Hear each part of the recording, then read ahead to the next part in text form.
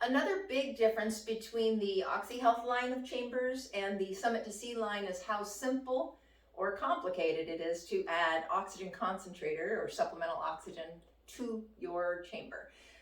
The Summit to Sea, you use that auxiliary valve that we showed you, pop it on and pop the tubing on and attach the concentrator, and it's a go.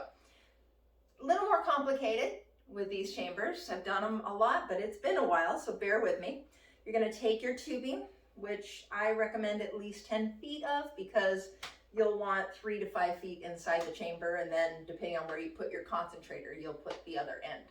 But you're going to take a knife and cut off one of the ends of tubing, which I've done, just like Martha Stewart. I'm ready.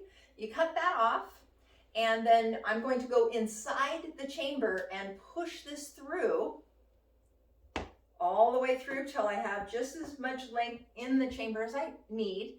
And then I'm going to tape this back on with a very, very strong amount of electrical tape. And that's going to attach to the concentrator.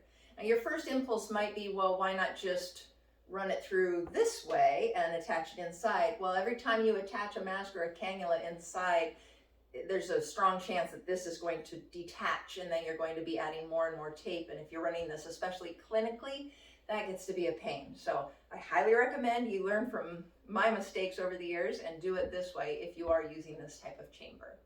So I'm going to go inside and I'm going to push this out. First, we have to remove this metal cap in the auxiliary port, and then add this piece here that looks kind of like, I don't know, Nicole, what would you say? A screw. Right, it's like a fat screw, but it's a hollow, so you can push the tubing through that.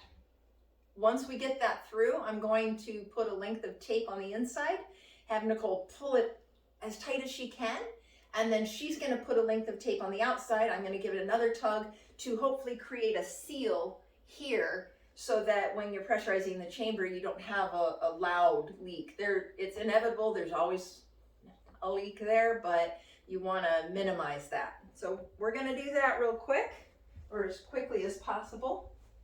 I'm going to give you this extra piece, Nick. Okay. All right. All right. Yeah, it's never easy. Go ahead, undo that screw. There, pull that out. Okay.